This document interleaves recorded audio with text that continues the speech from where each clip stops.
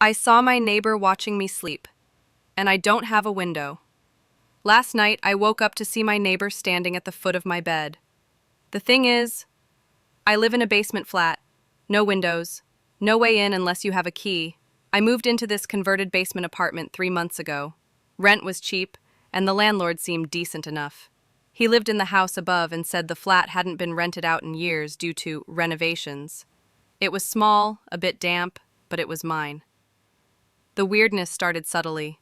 Every morning I'd wake up with a strange, uneasy feeling, like I was being watched. I chalked it up to anxiety. The place was eerily quiet. No upstairs footsteps, no traffic noise, just silence. Almost too much silence. Then objects began shifting. My keys weren't where I left them. The milk would be out of the fridge.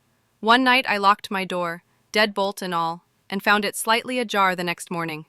I changed the lock, bought a camera, but when I checked the footage after another weird night, the file was corrupted, just static. Last night was different. I woke up at 3:17 a.m. The air was cold, like the kind of cold you feel in your bones, not your skin. I sat up, and that's when I saw him. My neighbor. Middle-aged, balding, with a gray cardigan. I'd only seen him a handful of times upstairs. He was standing still, perfectly still, at the foot of my bed. His hands were clasped like he was praying. His eyes were wide, unblinking. I tried to scream, but nothing came out. I fumbled for my lamp. When the light hit him, he didn't flinch. He just whispered, "You shouldn't be here. She doesn't like you." And then, he was gone. I don't mean he walked out, I mean one blink, and he just wasn't there anymore.